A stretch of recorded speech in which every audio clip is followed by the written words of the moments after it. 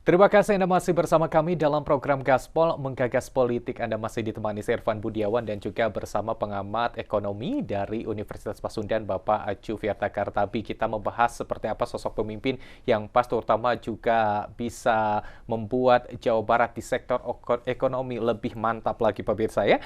Tadi sempat disampaikan bahwa di Jawa Barat sendiri ini cukup adanya ketimpangan soal ekonomi ini dan juga menjadi PR bagi siapapun yang menjadi pemimpin mendatang. Pak Acu, PR seperti apa dan solusi seperti apa yang mungkin bisa disarankan oleh Pak Acu kepada para calon pemimpin ini terhadap ketimpangan ekonomi ini di Jawa Barat, Pak Acu? Ketimpangan ekonomi itu saya melihatnya pertama dari tadi ketimpangan pendapatan ya. Gini rasio itu kita relatif tinggi ya. Artinya perbedaan daya beli antar kelompok pendapatan yang 40% bawah, 40% menengah dan 20% atas itu masih relatif tinggi ya. Dan itu merefleksikan daya beli masyarakat, merefleksikan juga bagaimana kemampuan masyarakat dalam memenuhi kebutuhan ya sehari-hari. Kemudian juga ketimpangan investasi antar wilayah. Kalau kita lihat data investasi Kang Irfan, ya itu lebih dari 70% berada di wilayah utara barat ya. Ya kita mengenal ada Karawang, Bekasi, Depok, Bogor ya begitu ya. Tapi kalau kita melihat ke wilayah Priangan Timur atau Jabar Selatan, itu sangat minim sekali begitu ya. Jadi misalkan saya sebutlah misalkan Garut gitu ya, Ciamis, Tasik, Banjar sampai Pangandaran itu relatif kecil investasinya. Nah, saya kira itu perlu juga disimbangkan karena kalau tidak, saya kira pada satu sisi ya mungkin nanti ya bisa terjadi perpindahan penduduk, kemudian juga adanya potensi idle capacity masyarakat yang banyak kan begitu, tenaga kerja dan pengangguran gitu. Saya kira ketimpangan itu penting gitu ya. Kemudian juga saya kira ya ketimpangan yang lain adalah kemampuan keuangan daerah.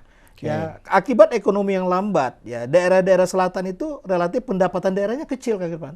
Nah, kalau pendapatan pemerintah daerahnya kecil, itu kan berefek juga pada pembangunan yang sangat terbatas, gitu ya. Nah, ini saya kira perlu adanya satu terobosan bagaimana ekonomi di Jabar Selatan misalnya itu bisa lebih cepat tumbuh ya. Makanya solusinya dari dulu kita berharap bahwa misalkan tol dari Gede Bage, Tasikmalaya sampai Ciamis paling tidak terakhir kan. Nah itu segera direalisasikan. Kemudian juga DOB, pemekaran wilayah.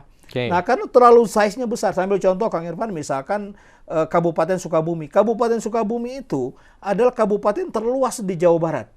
Ya, kemudian kabupaten terluas nomor 2 di Pulau Jawa setelah Banyuwangi ya. Nah, bisa kita bayangkan dengan kabupaten seluas itu, dengan PAD yang kecil, bagaimana orang di Kabupaten Sukabumi bisa tumbuh cepat.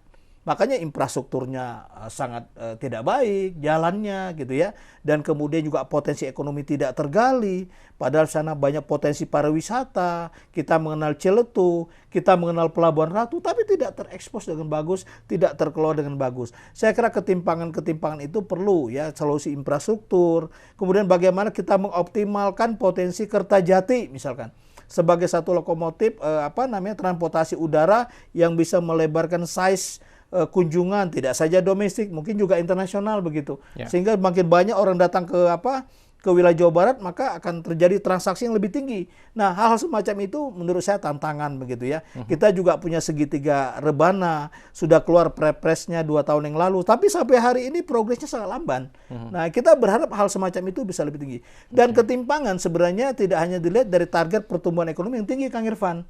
Kenapa? Kita perlu juga melihat inklusivitasnya. Sambil contoh misalnya sekarang, pertumbuhan tertinggi tahun lalu Kang Irfan itu adalah Indramayu. Di atas 7% Kang Irfan. Tetapi jumlah penduduk miskinnya paling juga banyak. Gitu. Penganggurannya juga banyak gitu.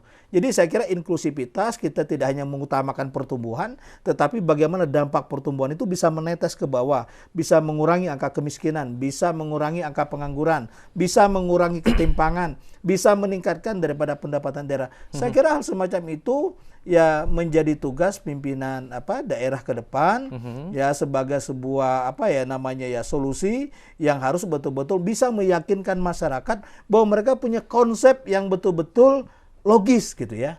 Dan saya kira juga di pilkada yang akan datang, saya berharap terkait dengan konsep-konsep ekonomi yang ditawarkan, masyarakat lebih kritis gitu ya. Jadi kita sudah tidak bisa lagi seperti dulu mungkin diberikan janji-janji, dan di mana janji-janji itu kemudian tidak bisa di breakdown secara fiskal, tidak mendukung begitu ya, sumber dayanya tidak mendukung. Ya akhirnya kan sekedar janji tinggal janji gitu ya. Jadi kayak janji jangan sampai hanya janji, tetapi betul-betul harus diimplementasikan mulai dari permasalahan ketimpangan dari mulai pendapatan, lalu juga investasi, lalu juga soal kemampuan anggaran daerah, ini juga paling penting. Nah, ini soal investasi juga menarik nih Pak. Jawa Barat tentunya dengan potensi yang cukup tinggi, baik itu di sektor industri ataupun juga sektor wisata, kalau kita lihat seperti itu. Apakah memang pemimpin nanti mendatang ini harus fokus juga soal bagaimana meningkatkan investasi di Jawa Barat ini Pak? Oh iya, saya kira sangat penting sekali Kang Rifan, apalagi di dalam draft RPJPD, RPJMN ya, dan juga RPJPD daerah, kira-kira juga kita punya target paling tidak ya dalam beberapa tahun ke depan itu investasi Jawa Barat tumbuh pesat gitu ya. Karena sebagai daerah yang selalu investasinya tertinggi di Indonesia, saya kira kita punya beban untuk juga solusi sebenarnya untuk berupaya semaksimal mungkin bagaimana investasi itu bisa tumbuh. Di Jawa Barat ya saya kira sampai dengan bulan Maret kemarin ya sudah tumbuh cukup bagus 29% ya. Dan investasi kita juga cukup beragam Kang Irfan, dan saya kira ini bisa kita pertahankan sekaligus juga bisa kita tingkatkan. Dan memang saya kira investasi-investasi itu Kang Irfan tidak semuanya punya daya ungkit penyerapan tenaga kerja yang tinggi Kang Irfan.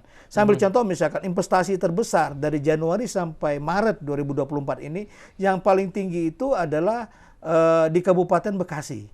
Di Kabupaten Bogor maaf ya. Tetapi jumlah tenaga kerja yang paling banyak terserap akibat daripada investasi, dampak investasi itu ada di Kabupaten Sukabumi. Gitu Kang Irfan. Jadi belum tentu ketika investasi itu besar pada satu wilayah, daya ungkit tenaga kerjanya kemudian bisa juga besar gitu ya. Nah, tetapi kita tentu berharap bahwa tidak hanya tenaga kerja ya, dengan masuknya investasi mungkin juga saya kira ekonomi yang lain juga bisa bergerak, UMKM bisa bergerak dan sebagainya. Saya kira itu yang paling penting Kang Irfan. Dan Jawa Barat saya kira merupakan daerah di mana kawasan industrinya juga paling banyak.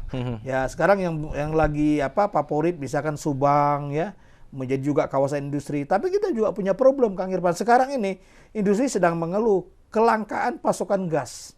Ya itu yang pertama. Kemudian yang kedua pasokan air juga menjadi masalah gitu sekarang ya.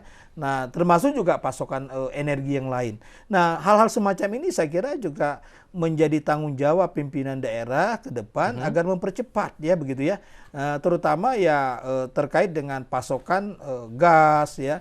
Kemudian juga saya kira pasokan air. Saya kira banyak teman-teman di pelaku usaha industri yang menyampaikan keluhan bahwa mereka sangat terbatas dari sisi pasokan air ya, dan juga pasokan energi, termasuk juga infrastruktur pendukung yang saya kira penting ya, seperti jalan dan kemudian juga konektivitas antar wilayah. Ini yang paling penting saya kira Kang. Oke, baik. Jadi memang ada PR juga bagaimana menunjang investasi yang masuk. Jangan sampai investasi masuk, tapi sektor penunjangnya juga tidak bisa membuat investasi tersebut berjalan dengan lancar seperti itu Pak. Betul, ya? betul. Baik, kita lanjutkan kembali pemirsa, terutama melihat cukup banyaknya bursa nama-nama para kandidat dari calon gubernur ataupun juga wakil gubernur di Jawa Barat yang tampaknya sudah mulai keluar, dan siapakah yang menurut pengamat ekonomi kita kali ini yang tampaknya juga cocok untuk terutama meningkatkan di sektor ekonomi. Kita akan jeda terlebih dahulu, tetaplah bersama kami dalam program Gaspol Menggagas Politik.